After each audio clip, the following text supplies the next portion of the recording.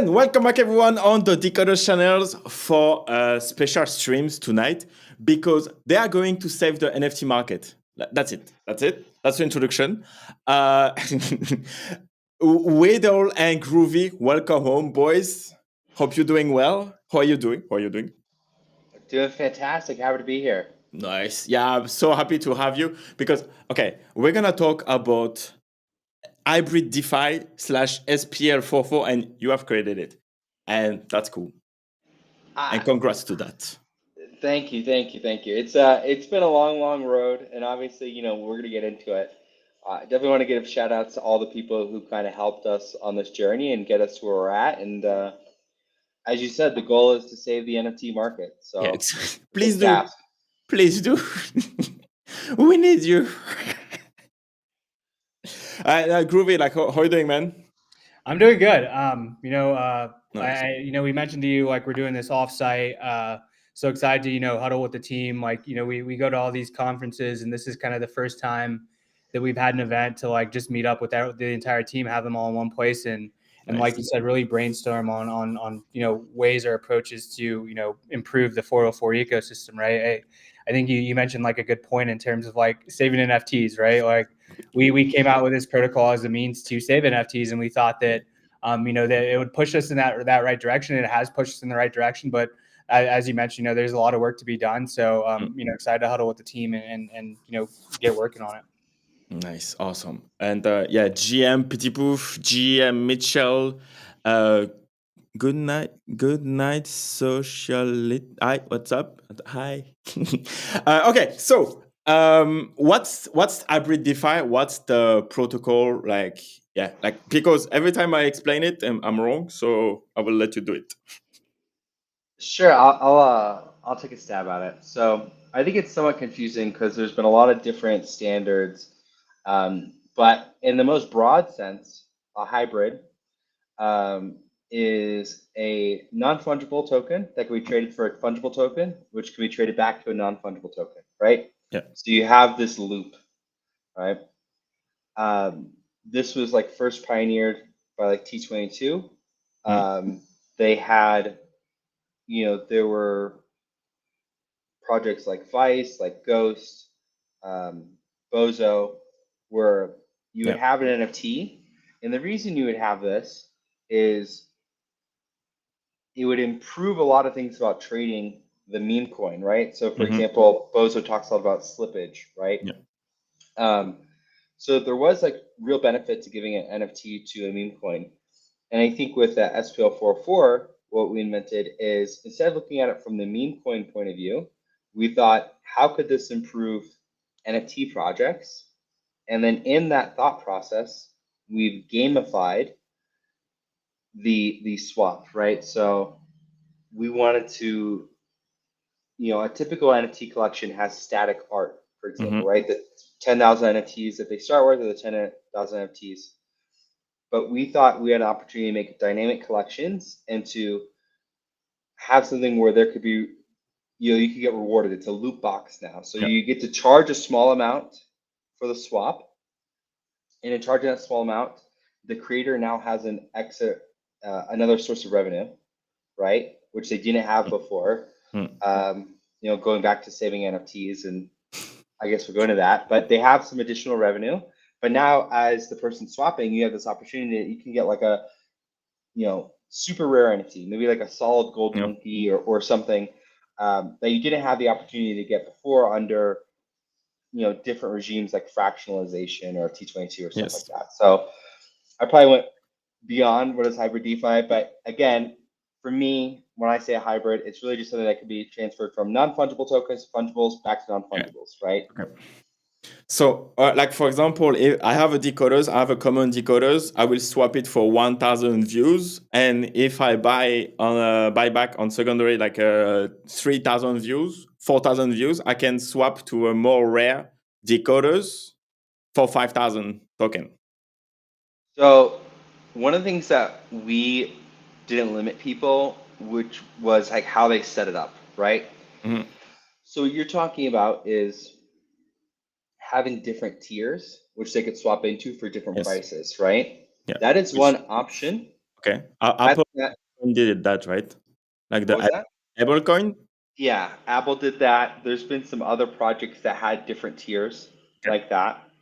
So that's one strategy. The strategy we employ at MutantMon in the first one was that there is no tiers, but there is differences in rarity, right? So there are rare and legendary MutantMon, there's shiny and glitch ones.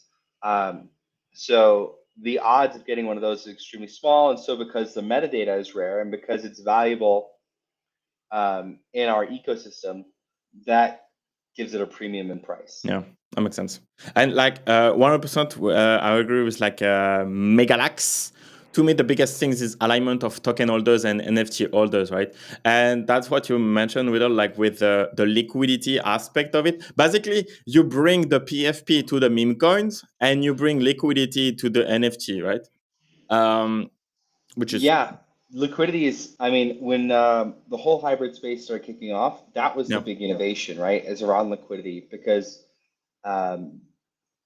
you'll see like Tensor kind of grew up overnight in the marketplace because they were providing much more liquidity, right? And incentivizing liquidity.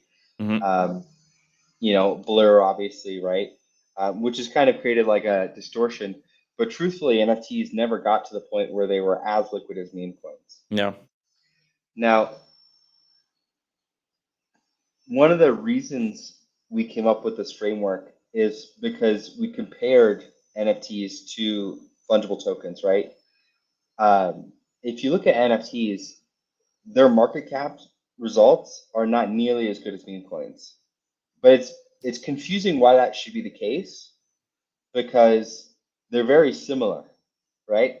So it's interesting to see that meme coins can get to $1 billion market cap plus, but it's hard for an NFT project to get over 10 million. Yeah. Right? If you've done over 10 million market cap, you're doing really, really well for yourself as an NFT project. Not a lot of NFT projects do that.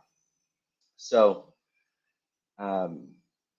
we were trying to figure out like what's the difference here, right? Yeah. So the major differences are liquidity and also holder distribution.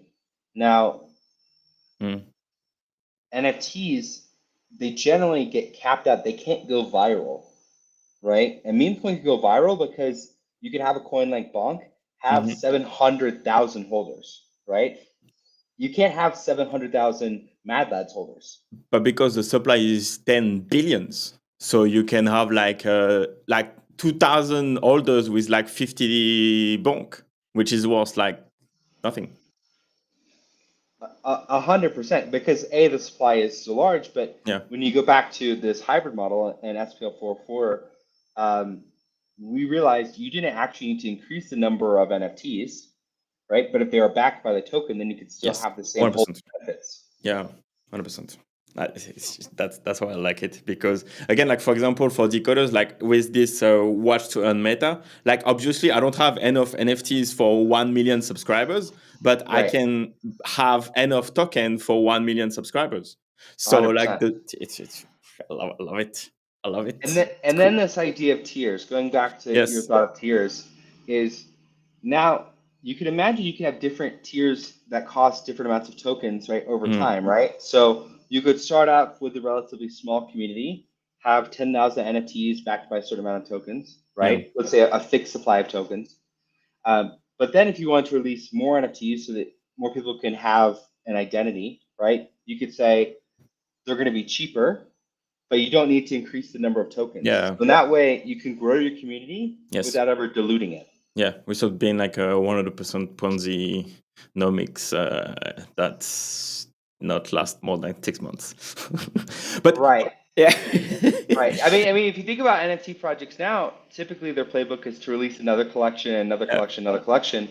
But if you're a holder, that's not good for you in the short term, especially because if you double supply, unless you've doubled demand, you're going to get undercut, right? No, exactly.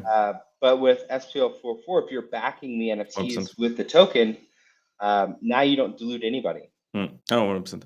But like, okay, so Groovy, question for you. Like if, when we bring more liquidity to the NFT verticals, floor price is not flying as it was supposed to do before, like kind of right, like you can see that with a majority of collection, right? And as soon as we have like the loans and like the more we had features to buy NFTs and take loan and stuff like that, then we top up like the market, and we went from like an average of like 1,000 SOL, right, to 40. So is that a bug or is that a feature? I think one of the most interesting things about the protocol is that there's two camps of people, right? Like in terms of the protocol itself, we always saw this as just kind of another tool, another baseline in terms of what an NFT project should be doing. At the end of the day, we still believe that as an NFT project founder, as an organization, as a business, you still need some unique value propositions about what you're building, right? We've already seen like proven in the market that SPL-404 and PL-404, just as that being your only core unique value proposition, that's still not enough to carry a project, right? And I think that's where there's like this kind of misalignment with people that maybe just don't understand it well enough. Is it's not the end all be all, right? And it was never meant to be the end all be all, right? You still need to build products, you still need to build experiences, and you still need to keep your community engaged and entertained. And at the end of the day, you still need to bring value to the ecosystem, right? That's never going to change. There's never going to be just some easy way to just be a project without anything special, right? Like you still need to build something on top of it. And I think, that's really what we've been focusing on at Mutant Labs, right? Not only pushing this protocol adoption forward, but focusing on clients who can actually bring more eyes and build something interesting on top of it, right? Just today, we had Non-Fried Chicken who launched, and they're one of the first fair social apps on Solana launching out of the 404, right? And their approach was they're launching the token first. They launched a token today, and they're bringing the NFTs later, right? And I think that's kind of the interesting thing about the protocol itself is there's so many different approaches, and you have so many different camps trying different things, and that's really what's going to push forward innovation. And like you said, whether it's a bug or a feature, I think there's going to need to continue to be iteration, right?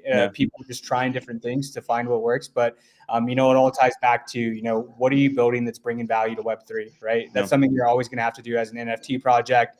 I don't want to harp on any other communities or any other projects, but a community isn't a product, right? It'll never be a product. It's not like you can just launch as a community and that's it. Like if you want to be an NFT project in this day and age, you really do need to bring something unique to the space, and you need to find something that people see value in, right? So I think that's kind of the key component of MPL-404 and SPL-404 adoption is having these builders who are doing things that are interesting and bringing value to Web3. I'd like to follow up there too, right? I had a conversation once with somebody, who's very well known in the space, very established, and they were like confused. They were like, "Why are you so excited about this? Like NFTs are dead." And we got into the conversation. To me, I don't think this is a cure-all. Just as Groovy was saying, like the project needs a lot more. I think this addresses fundamental problems though with NFTs. I would say historically we've had like, let's say, I don't know, like a 0.3% success rate for NFTs, right? I think this new technology, a new way of doing it, can move us to like 3%. Right? So that still means 97% probably aren't destined for the long term, right? But from my point of view, we've 10x the number of potential successes, right? We've addressed problems, and one of the problems you were talking about the liquidity aspect, right? Like the more liquidity, the less good. I don't know if those two things are as interlinked as people think. I do think there is something interesting to think about in regards to one-on-one communities and these small communities, which I'm part of as well, that have very limited exclusive membership, right? That's like a model for NFTs that has probably been one of the ones that's worked the best and that people have used. But there is this other model people are trying. So Claynosaurs, Pudgy Penguins, Bored Ape, right? They're trying to become global brands. Doodles, like pick. The problem is NFTs right now, these ones that want to become global brands, it's like not possible with the way NFTs are set up now. What I'm saying is these ones that really want to strike it big, have 100,000, 1,000,000 plus users, and like build an ecosystem. The MPL-404 or SPL-404 standard is a much more sustainable way to build an ecosystem. You couldn't properly build an ecosystem like that under the old model, which leads to things like you see Bored Ape Yacht Club. They did multiple collections. Now they're buying other collections, right? They bought Moonbirds, etc., because they're trying to grow the number of people under their umbrella, right? And with the old model, you couldn't do that, and with this model, you can. No, that I'm 100% on the same thesis. Like the distribution of the NFT collection will be way wider, so then we can bridge the gap, whatever, or even like just get more people inside the collection and be part of the ecosystem. But Groovy, like the community is not a product in a way. Okay, so for example, for me, like pudgy penguins that have a deal with like Walmart, and they go from 10,000 impression on Twitter with like their Walmart US whatever tweet nobody cares about, to a 500,000 1 million tweet, because when they refill the fucking plushes, that's a fucking insane product. This is money. And for example, again, like for decoders, like once we will be the top project on Solana, we will have like a force of distribution for all of the Web3 content creators, right? Like all of the decoders community will push videos on social, and you can start a YouTube channel on Monday and have like 1,000 subscribers on Wednesday, because you have this Web3 community attached and that distribute the content. So maybe there is something, and like NFT plus token that can do it. Yeah, I mean, you bring up Pudgy, and it's such an interesting thing about Pudgy, right? Is they're probably, and I'm not trying to FUD any Bored Apes or anything, but I truly think that Pudgy is probably one of the best Web3 projects out there, right? In terms of they put on a masterclass for distribution, not just for things like physical products, but also content, right? Like you just mentioned, if you go look at Giphy, like there's people that still don't know who Pudgy Penguins is, but they've probably seen a Pudgy Penguin GIF, right? Which is crazy. Like it really speaks to the power of the brand that they've built. And I think as a community member for someone like in a project like Pudgy Penguins, it's easier to kind of see. It's easier to support these builders because you can actually firsthand see what are the results of their deliverables. They're in Walmart. They're in Smiths in like the UK and stuff, right? Like these guys are, when there's always been this stereotype of like bridging Web 2 to Web 3. Like these are the guys that have actually bridged Web 2 to Web 3, right? Through a meaningful, sustainable way, right? Not just selling products to their own community, but giving their community the option to buy these products. But their main focus, their consumer base, is just the general people that go to Walmart, right? Like they're able to essentially raise more money without digging into the pockets of their own community, right? Which is massive, right? Like they've solved these revenue stream problems that a lot of other projects are still trying to solve, right? And going back to what can you use to solve some of these issues, right? Like especially when it comes to revenue streams, that's also another way we look at the protocol itself. It's another tool set for founders and builders to use, like. For example, providing a liquidity pool on the token side, well, you can generate revenue on that and kind of use that to drive yourself forward, right?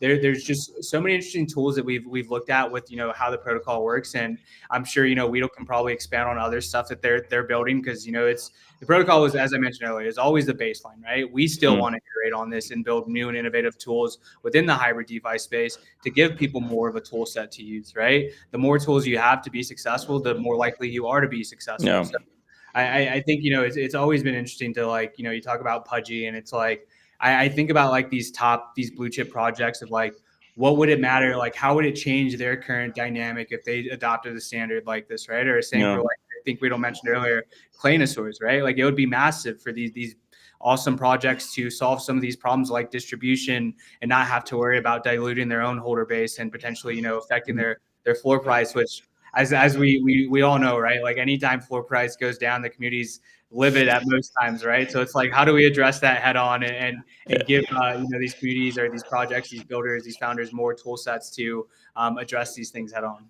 100%. I mean, like with Pudgy, what's funny is like, so first they really took off on Instagram when they stopped talking about NFTs and they're just like Pudgies. So there is that, and they are the most successful Web3/NFT collection like on ETH and even Sol, like if you put everything all together, because they are not doing NFTs anymore. Kind of like they're just like outside and growing for outside, and they're still the biggest project, which is which is says a lot about the industry itself.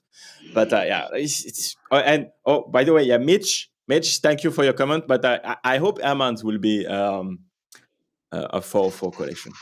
I'm just saying, Mitch, you have to do that. We Yeah, have to let's do it in do Mutant it. Labs. We're happy to help. Yeah, that's. Oh yeah, and okay, so okay, quick question before we jump into like how do you create this 404 collection stuff? Like technically, maybe we can talk about that. Like, what's the difference between hybrid DeFi and fractionalization? Oh, this is one. So those two things aren't necessarily mutually exclusive, but there is a difference between fractionalization and MPL-404 or SPL-404, right? Okay. So the MPL-404. Well, let's start with fractionalization. With fractionalization, you take an NFT, you put it into escrow pool, and then when somebody gets an NFT out of escrow, it's the same NFT, right? So there's no transformation that happens, right? We are randomizing / transforming the NFTs as they move in and out of escrow. So without creating more NFTs, right? You're not minting more. You're using the same NFT, but you're re-randomizing it as if it was re-minted, right? So you still have a chance to get the one with the hoodie or with the crown or you know with the golden suit. So now we've incentivized that re-rolling process, right? And it's that process which can act like a royalty for creators by charging a small amount. You know, creators like for royalties, maybe they charge 2-4%. You know, in the same way, on this re-rolling process, a creator could charge maybe 2-4%, capture some revenue as people try to search for different combinations of traits or look for, you know, in Mutant case, rare Mutant. And what we foresee is things like seasonal traits or special edition traits. So for example, we're going to be at Breakpoint, right? You could imagine for the week of Breakpoint, maybe a MPL-404 collection has a special Breakpoint hat, right? That you can only swap into during that week, right? So again, this idea that you have a living dynamic collection as opposed to just getting the same thing in and out of escrow. Now, the big problem with fractionalization, right? And people compared what we were doing with fractionalization a lot at the beginning is there's no incentive to swap back to the NFT. People only put NFTs that they don't like into the pool, and then you can only get NFTs people don't like. So it like just becomes a pool of NFTs nobody wants. Yeah, it's a trash. Right? So it's literally just trash. The trash pool. What we're saying is you could turn trash into treasure by swapping, right? And in doing that, you could pay the creator. So like this is a massively better system. Yeah. Like again, back to the 0.3% to 3%. Like we think this is like a 10x improvement over NFTs as they exist. But like it's also, how does that impact rarity, right? Because if I have like not a 101, but like a top 1% in the collection, I collect them because they are more rare, and I don't want people to reroll ad vitam aeternam to like kill my rarity, right? I want to control the rarity of that collection or that trait at least. Well, I think, you know, it's an interesting question because, you know, yes, you can potentially roll, you know, new rarities like smaller rarities, right? But the chance of actually doing that is kind of, you know, it's dictated by the creator themselves, right? Like setting these rarity percentages. But I think, you know, the bigger thing that's the value add here is every time this person or every time a holder, anyone in the community is re-rolling, this is also something that is driving deflation, right? So the collection is now deflationary. So yes, there's a small minuscule chance they could potentially roll this rare one, but also they're also bringing more value to the ecosystem at large, right? Because they're burning more of the supply through re-rolling. So inherently, it's actually driving more value, not only to you, but everyone that's a part of the community itself, right? Because the more rolls, the more supply that's burned, whether it be the token side, the NFT. It's scarce, and it's becoming scarcer by day. The more engaging your system is, the more people feel inclined to re-roll. But yeah, I think at the end of the day, if you really look at like the tools that this protocol brings, a lot of this stuff really thrives over time, right? Like you think about like a year of swaps, that's a year of deflation. That means the supply is growing less and less, and you can kind of say that naturally that value should be accrued in the floor price, right, over time, because it's going to be harder and harder to own these assets. And I think about like any project that's been around since the last bull cycle, like DGOTS, right? If they had this deflationary mechanism that was constantly being rolled into like all 3 seasons and everything that was happening over time, it's like, well, now your assets are going up over time, as opposed to no one's interested in these assets anymore. Like the floor price is going down because everyone's trying to floor them. It's actually the opposite here, right? But I didn't mean to interrupt the fractionalization part. Like I personally, I'm a really big fan of the deflationary aspect, and going back to the tools that it adds, like Weedle mentioned, the odds of success are increased however many fold just by little tools and things like this. That makes sense. I'd like to add to deflation is like what we have for Mutant Mod and what a lot of our clients are doing as part of the role. So we think that's really good, but generally, in your point with rarity, the idea is we want to turn that power over to the creator to manage the collection, right? So in some aspects, this solves some problems. So I'll tell you some problems it solves before I talk more about the problems that kind of you address. So, we see with collections like Mad Lads, right? They want to be inclusive, so they have female Mad Lads, right? But then the female Mad Lads end up becoming just much more rare. And then so everybody just wants a female Mad Lad. And now people who are legitimately maybe females who want a Mad Lad can't afford a female Mad Lad, right? So it like undermines the whole idea, right? With this swapping mechanism, you can have a % chance to get a male or female Mad Lad, let's say. But because it's not so rare, it can balance itself over time, right? The females can have the female Mad Lads they want, right? And it's not difficult. But then you're not overdoing it or underdoing it, right? You're actually just addressing your community, right? And for certain traits, right? Let's say common traits, right? Or you can imagine a lot of collections just have, not super rare traits, but the common traits, right? People can kind of gravitate and wear what they want to wear, right? So for example, if there's a suit or like a fun shirt or something, that's not rare.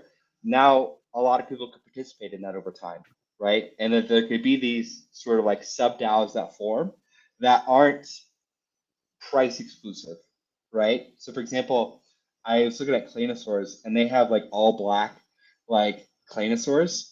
I'm like, these are so sick, but I could never afford one, right? But imagine the color of the Claynosaur was like, equally rare.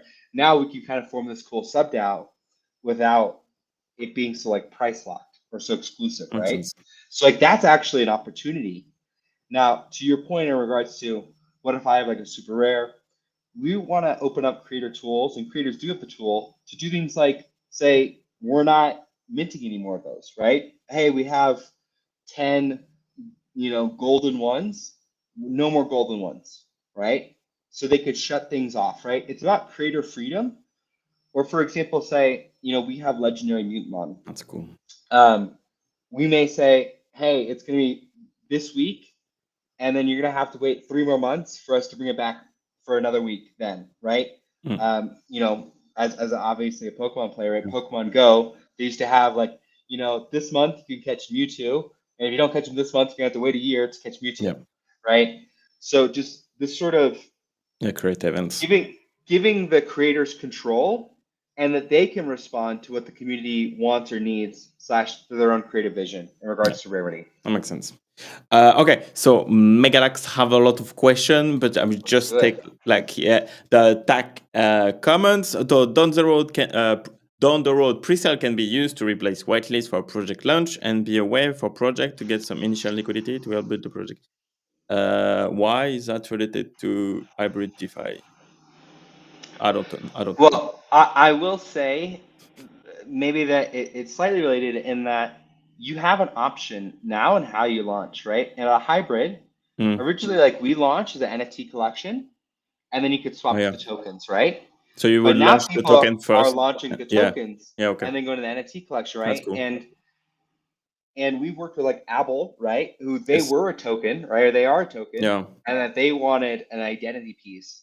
And then some people are much more, we're an NFT and then we want the token piece. Oh. So you can kind of come at it from different angles and you can raise That's cool. kind of on different angles as well.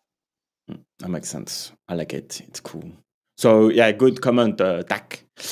So Megadax, how is it going with the Chunky collab? Are they still going to be a 4-4?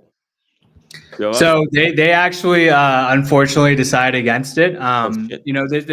There is this interesting point in hybrids where 404s where there was a lot of people trying to chase the hype, and unfortunately there was a few bugs, and that kind of left a bad taste in people's mouth.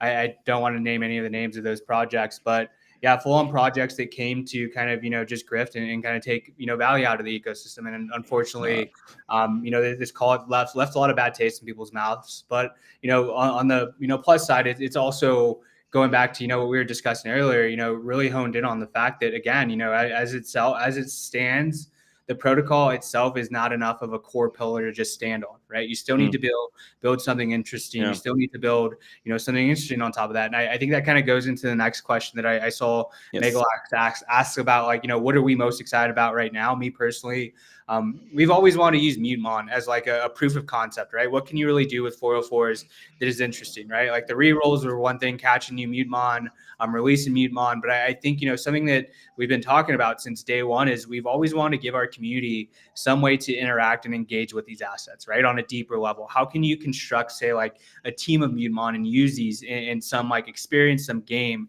And right now, we're trying to work on this Telegram game to give people some quick and easy way to use these assets. And that's something I'm really personally really excited for, because it's something we talked to our community about very early on, right? And I have all these ideas of what I want this to be, and it's up to Weedle to go build this stuff and kind of flesh out this whole experience that's very complicated and in a timely manner. But I think truly that's what I'm excited for, because again, we've always talked about the idea of each Mutant has their own attributes and stats.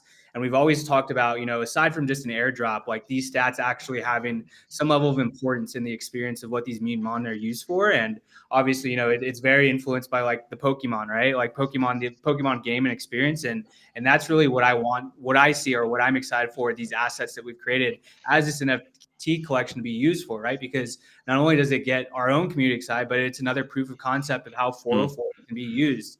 And I think at some point, people need some sort of baseline to get an idea of what's possible. And if they can see what's possible, then it's easier for them to kind of think about these other ideas and iterate upon this is the baseline, right? The whole Telegram game can be one thing. And I'll pass it over to Weedle, because I know he's really excited about what this can mean for Solana. But I think at the end of the day, just having some interactive experience that's built on top of the 404 tech that people can, get excited about every day, whether it's checking it, they open their phone in the morning, they check on their team and see how their team did in these automated battles last night. Are they engaged in these other battles against one of their friends? I just think the potential here is massive, and super excited for it. Are you building a hamster combat on Sol?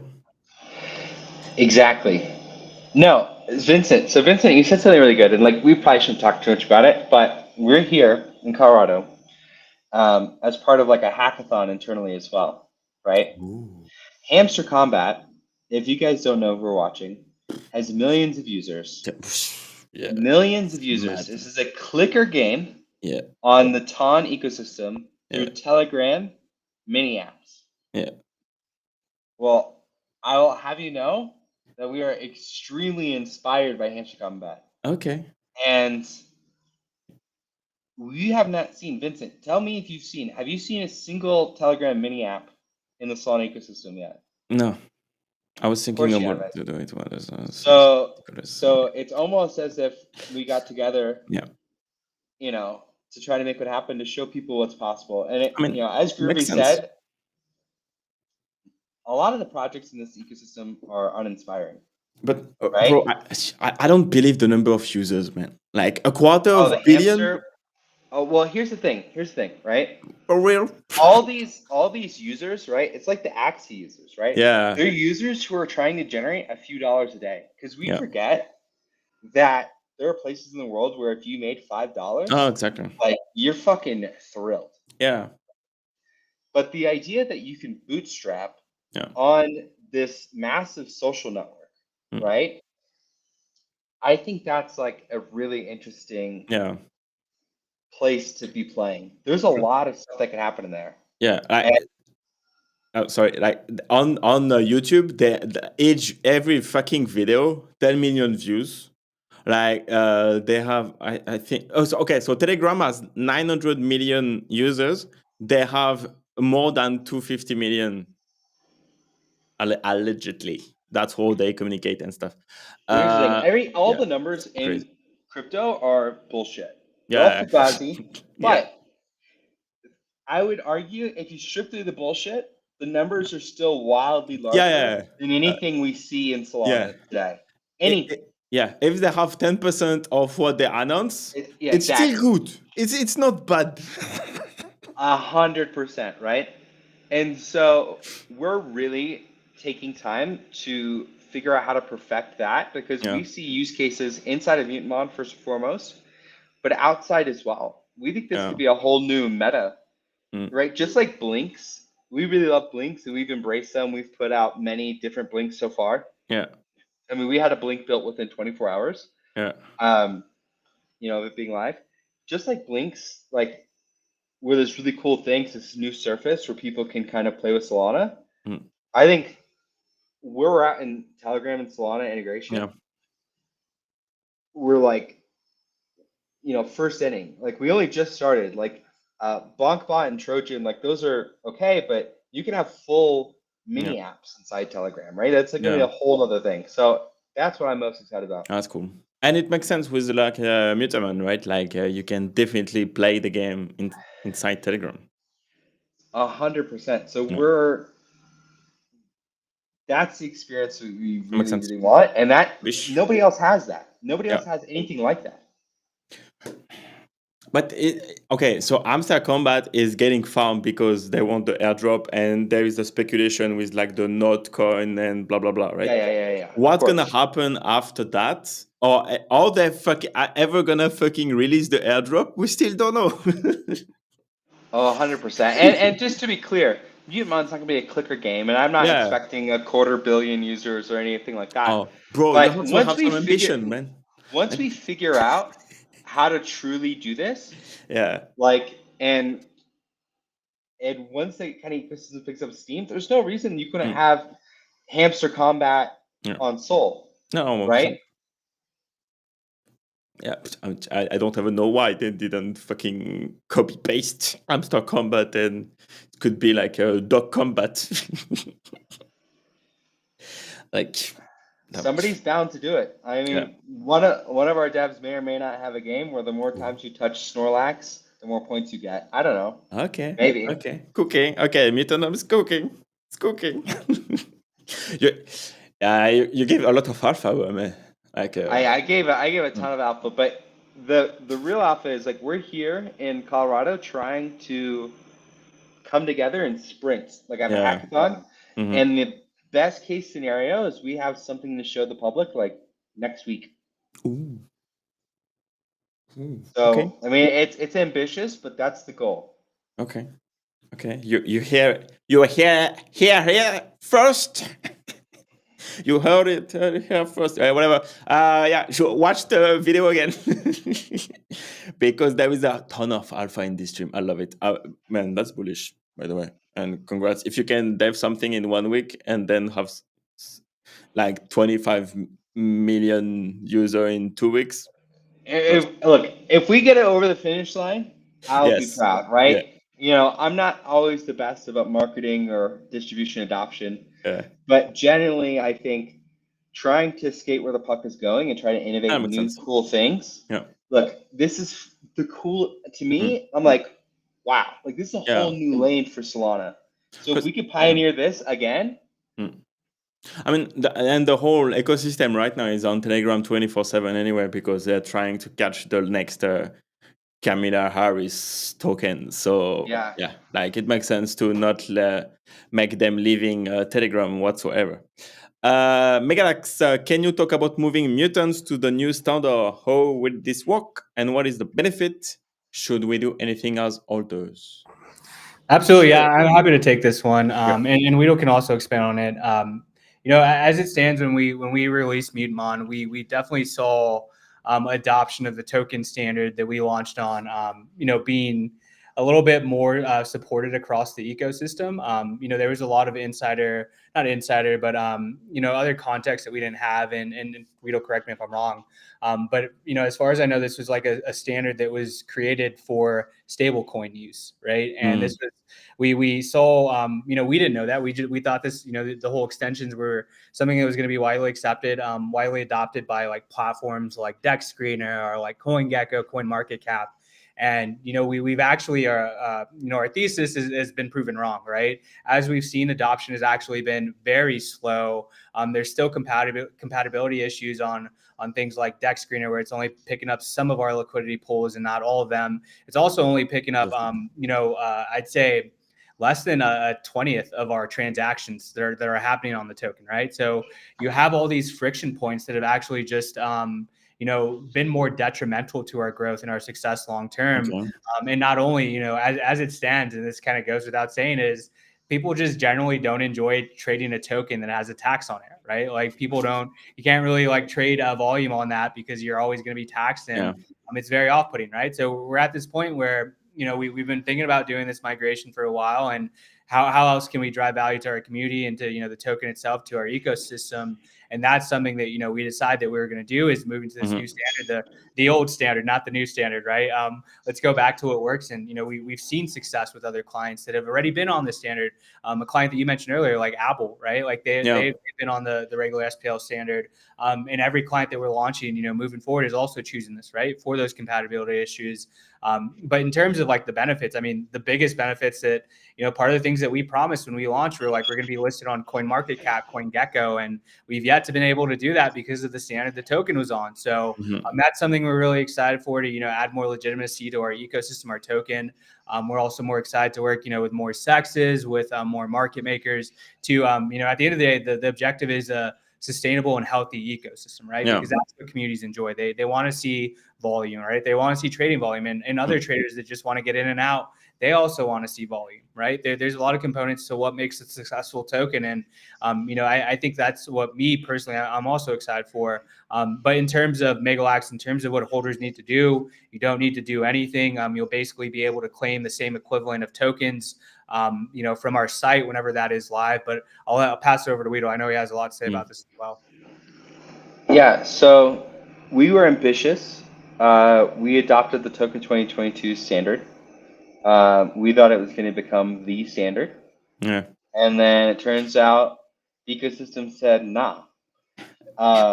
So whether it's people outside the ecosystem like CoinGecko, CoinMarketCap, or people inside the ecosystem, Radium was like one that comes to mind because they're normal pool. They don't have anything outside the CLMM pool. Jupiter didn't pick up. There's just so many problems, so many headaches. We thought the ecosystem was going to kind of like, slowly adopt it. Then it was slower. So we're like, okay, well, it's just going to take some more time to adopt it. And now I think the ecosystem's just moved past, and they're like, we're not adopting this fucking standard. And so we messed up, right? We chose something we thought was going to be the next hot thing, and then it just wasn't. So it's really crushed our volume on the token side. Back along with the token tax, right? Like there were some projects late last year that did some really interesting things, like Burnsy, like the Flux B token, right? In regards to having a tax and then doing something with the tax. Obviously, the token transfer tax that we have, half of that gets burned, right? So we thought this was kind of an interesting mechanism. Really hasn't played out that way, but part of the reason it hasn't played out that way is because it's confusing, right? It's just confusing for a lot of people who don't really know what's going on. They see that there's like a ton of slippage, but the slippage really includes this 2% tax. Yeah. And then B, it's like the ecosystem generally, just doesn't tell you things. Like it's not set up for tokens to do this, right? So yeah, just generally the ecosystem hasn't adopted either of these things. So we're gonna move to the old token standard, which is fine. I think there's actually a lot of room to improve that experience, but I'll leave that to another team. Okay. And we also, by the way, have Token 2022 Megalax, just so you know, on our NFT side. You can imagine, considering our frustration with the standard, that might not be true. over time too. So Yeah. we might be moving to core over time. So yeah. Which I will have to do. Okay, we can talk about the migration, but like it's like the compress NFTs, right? That we went from NFT to compress NFT for 2 weeks, and then we went to PNFT stuff like right away. Even like WNS from the Coin when they launched the WNS, and the all asset dash when like the first collection minted, and then market went to shit. So fucking forget about the protocol. It's bad. Like I mean, like there is no like right or wrong The experiment, right? Just experiment. team that's behind Toka 2022 is Anza, Mm. right? Which is I think they broke away from Solana Labs. This is my vague understanding. Oh, But sad. they were behind Token 2022. But if you remember earlier this year, there was a lot of validator issues. There was like a lot of Yeah. congestion in the network. They actually, from my perspective, like they had to shift focus to try to solve all those problems, right? To try to get the network to work again, right? Jesus. So the idea that they could focus on the token standard, right, Yeah. for NFTs, which is in reality a very small, thing for them. Yeah. They just didn't have the bandwidth to, I think, support it the way it should have been supported, including with, first class royalty enforcement, right? So royalty Mhm. enforcement wasn't baked into the standard. So, anyways, That makes sense. I mean, yeah. Like when Solana has the ETH TPS, yeah, maybe you have to shift some priority yeah, around. exactly. And yeah, in terms of migration, okay. So decoders, views. How do I do? What do I need to do to migrate? Do I need to read your documentation, Widow? Like, is the documentation good? Can give us a good one? Currently, documentation is not live. I've been working with the Metaplex team, and it should be out very shortly. For Okay. you, Vincent, I Yes. actually have a copy, a documentation that I wrote and code Nice. that I'm happy to give you to get this live. It's Please. actually much simpler than you would think. Cool. So I'm happy to give you support in getting this live. And anybody who's Love listening it. to me right now, if you need support, please reach out to me directly. I'm Weedle Okay. Champ on Telegram, and I'm happy to share documentation and or just like try to help you get up and running because Okay. we do want the standard to get adopted. So not only is Metaplex should be releasing their stock shortly, they're in final review. They've also they're working and they're on the process of getting it audited as well. Okay.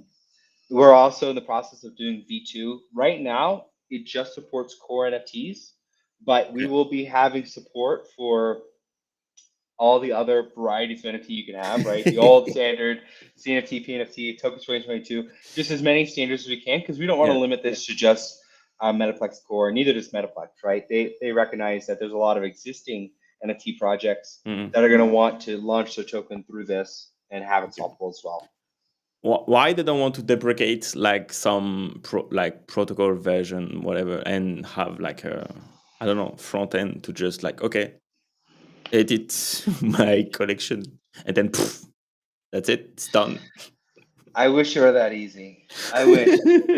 I mean, honestly, Are you good, frankly, we bro? probably Can should do have it. I believe in you. transferred to the old standard Yeah. and before, but it's such a pain in the ass. We know Yeah. users don't like it. I don't like it. Nobody likes it. Like moving to a new standard is just a huge pain. And Yeah. so like apologies to all of our users, but at the same time,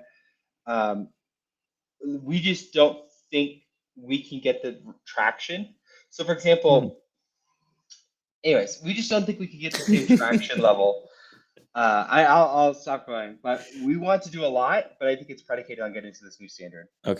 Okay, so like for decoders, I just need to remint into a core NFT, and then I will be able to implement your documentation. Honestly, hold off. We are working very soon. It's like top Okay. of priority list to get other NFT standards Nice. available for this. So Cool. like that is a really top priority. Oh. If I had to guess, it's just a guess, right? Don't hold me to it. I'm not the one writing this particular code. Within 3 weeks, if I had to guess. Oh shit. Okay. So it's not like you're gonna be waiting a long time. Okay. Nice. Okay, so yeah, that's fine. The decoders holders, they're waiting for since a year, so that's fine. That's okay. They can wait 3 weeks. I mean, I think the super interesting thing too, is we've kind of just been waiting for the first project. the older project to do this hybridization, right? Because I do think there's like, if you were to ask me like where do I think the future of NFTs hold, I think the future of NFTs is where at least 90 to 95 collections are on 404s, right? 90 whether it doesn't matter if you're like an older collection you launched before the protocol existed. That being said, there's still yet to be one of these older collections that have taken that plunge, that have been like, okay, we're going to convert to a 404, right? Yeah. I think there's a special thing about the provenance of being one of the first collections to do it, right? Like there's not only of like realizing what the tech holds as a builder, as a founder, the tools that it provides to you, but also being like, you know what, I see the future, I see the vision. I mean, at the end of the day, Metaplex sees the vision, right? They see the promise of this tech and what it can do for NFT projects. And I think there's a lot to be said about a founder or creator who's like, I see the vision and I'm going to do this for my own community, right? I see all these extra values that are added, all this value that's added to my own community for migrating to this new like protocol for my existing collection. Like, I'm going to take this plunge, right? And one of the first things we did whenever we released the protocol is we were working closely with the Monkey DAO team to create a proposal to hybridize their Gen 3, right? And it was really funny because we worked kind of very closely with their exec team to flesh out this entire proposal for them. And then we put it up for a vote, and everyone was like, "Wow, you guys are trying to grift." And it was like, "No, we're really not. We just listened to what they said and what they want to try something new." And I think there was like one piece of feedback that I remember.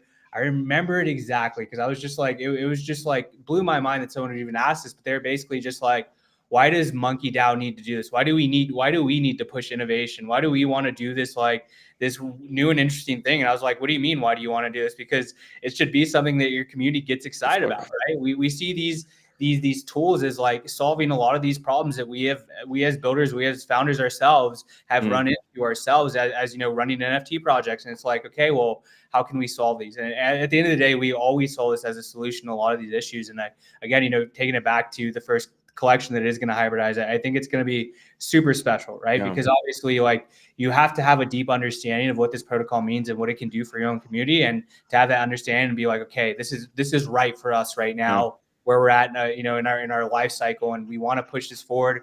We want to try something as a founder to really excite our community, and we want to be a part of this big movement, right? Like for us, the Metaplex thing was like, at least in my mind, this was massive. Like, me as someone who's been on Solana since the last bull cycle, minting my galactic geckos was my intro to Solana, and I knew of Metaplex since then. So to finally be able to be a part of this organization that's really trying to push forward NFTs in a sustainable and healthy way, it means a lot to me, and I think it's the future, right? But obviously, I'm biased. I'm very biased, as we all are. There's no downside to be an hybrid collection anyway. It's cool. I think that's kind of the interesting thing is there, and Weedle can add on to this, but some of the interesting things that I've heard of, like you mentioned, what is the downside? There's this one stereotypical thing that I've heard people say of like, oh, cool, so now we have this token in this NFT, this fungible token in this NFT, and now we have 2 selling points of pressure. And it's like, it's not 2 selling points of pressure. Now you have more tools to keep people more engaged and interested in this ecosystem. It's this closed loop ecosystem, right? You have these tools like deflation. It's basically just like continue driving value to your ecosystem, and it's going to drive value on both sides. Now you have 2 added points of buy pressure, not sell pressure. Right? Exactly. Yeah, I would say there's one downside, and it's complexity, right? Or it's like the overhead of learning something new, right? I feel like, back to the Monkey DAO example, right? There's a lot of people, regardless of whether things are working or not working, they don't want to change things. They don't want to, because one of the things I've noticed in this space, they're Bitcoin maxi. One of the things I noticed in this space is people don't always love change. Yeah. Right? Like they're very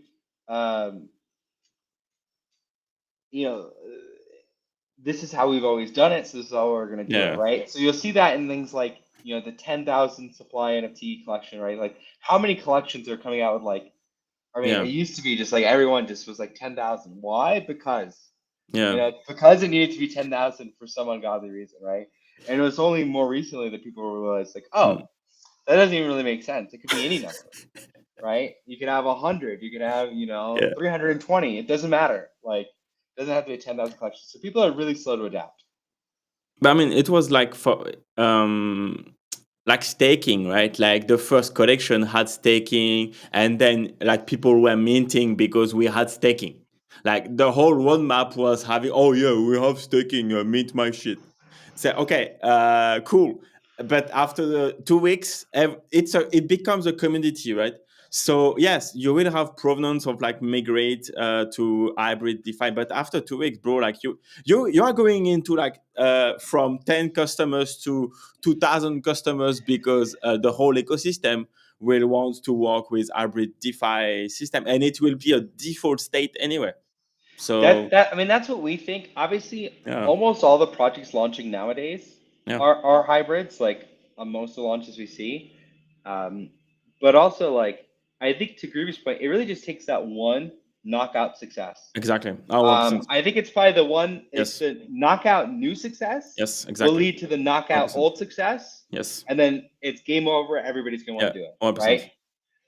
Yeah, like you need like a top 3 collection that been DeFi, and then that's game on, like 100%.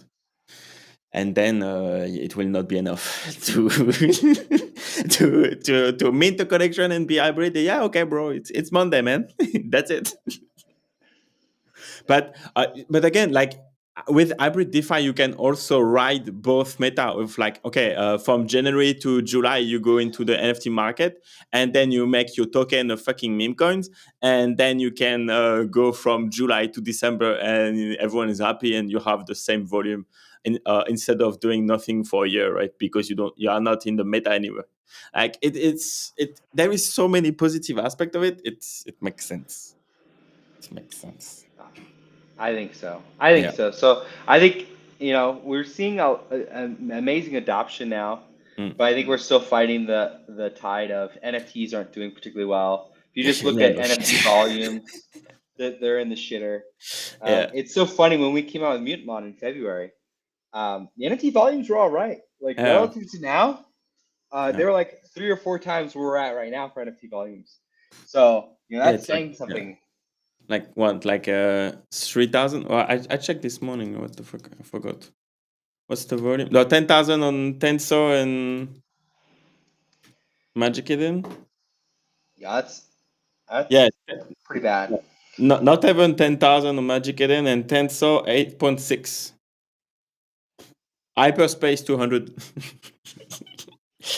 It's what was the volume? Like we made like what, 70,000 a day? I'm not sure what the numbers were, but they were much higher. I've seen the graphs and I just know the Yeah, lines go down. but yeah. But back to the breakout success, right? What am I most excited about in the ecosystem? Whether it's Mutemon or whether it's a client or whether it's somebody else Yeah. in the ecosystem, I'm excited for GameFi. Like I really think the breakout mode for NFTs. Back to you saying pudgy penguins, right? When they say Yeah. NFT, somebody like, do you remember when Reddit came out with their NFTs? But they didn't call them NFTs; they called digital collectibles, right? And they were like hot, right? They were super Yeah. hot, and everybody get them, right? When we have something like a Fortnite have these digital collectibles or some Mm, big game experience, I think that's really when the industry is gonna take a massive like shift. mm. I, yeah. My main issue with games is like you need 5 years to build one, like a triple A one, and you need like fucking budget of like 200 billions of dollars to build one, or you create a mobile game, which like whatever, like the hamster combat on Telegram. That's okay. That makes sense. Like Well, World of there Warcraft. are Mm. viral, not great games. Like there are Yeah, viral non AAA games yeah, that could be made. yeah. Like Vampire Survival is like one guy. Yes, exactly. I Yeah, love. I When I started playing Vampire Survivor, this is a total tangent. yeah, For 2 weeks straight, I did nothing but play Vampire Survivor. yeah. My eyes were like bloodshot. They'd start tearing up because I'm staring at the screen, no blinking for an Yeah, hour. God, I love that game. yeah. But do you watch Asmongold? I've seen some of the clips, but not too Okay. much. His take about NFT and Web3 games is like, okay, so first, the games are not fun, and like, so there is that. So games are not good enough. And plus, when you start earning money in a game, it become a job. So you're not coming to the game for the fun and like to forget about your But daily there's life, one clear but you min maxing counterexample to money. this. There's one clear counterexample to this, right? EVE Online. You familiar with EVE Online? Yeah, They've been around for like 15 years, yeah, right? They have a real money economy, right? The yeah. ships are really worth, you know, $1, 2, 5, 10, $25,000, right? Mm. And people love it, right? Yeah, It's still going, yeah, right? So you have a clear example where you can have something that money is involved, but it yeah. is a fun game Okay. and it's got a cult following. So that there is one example means there could be more. Yeah. Okay, that's a good sentence because it could be a survival bias too, right? Like there is only one that survived into 2000. Well, let me give you another example, right? So I'm a big Magic the Gathering nerd, Yeah. right? There's two Magic the Gathering online clients. I'm gonna go deep here. There's one called uh, Magic the Gathering Online. So that one came out in like 2004 or something. Yeah. And you actually owned the cards and you can buy and sell them. So Mhm. let's say a card got really popular all of a sudden, like the card Yeah. you bought for $1 could go to $10, and then you literally made $9, right? Like Mm. it was a real world economy where you owned your cards and you could sell them inside the game, right? Mhm. So this existed and it was a really vibrant ecosystem, and there's still tons of players today. And then they moved to Magic Arena, which is more like Hearthstone, where Yeah. players cannot trade their cards. You can't do anything. Yeah. You can't ever cash out. Like you pay in, you can never get out, right? Mm. And you can't trade with other players, right? As a player who's experienced both, I'm deeply disappointed that the game studio moved to Yeah. this new model, right? Where the other model was like real life. You Mhm. bought cards like real Yeah. life, you open packs like real life, you traded like real life, and I loved that. So that experience to me like can be recreated. So digital card games are a perfect example Mm. where NFT technology could thrive. True.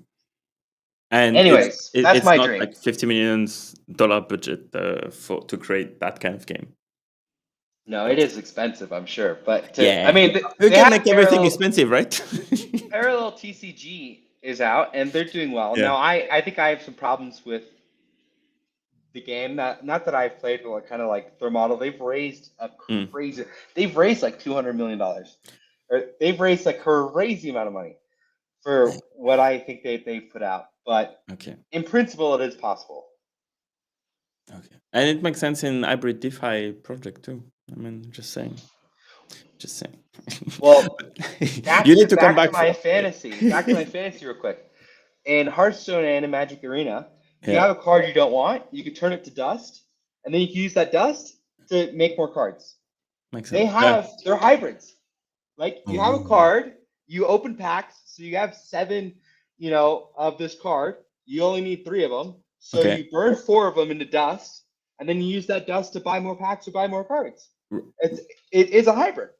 Bro, do like the same thing that you did with Pokemon and with Mutant, right? Like you take all of the Hearthstone card and you change the name, and then that's it. You have your hybrid game, bro. Easy That's peasy. another hackathon for you. Cool. But yeah, maybe we should wrap it up because I know you have to go to eat something, right? You still need to Yes. eat. Absolutely. But yeah, guys, you need to come back. That was cool.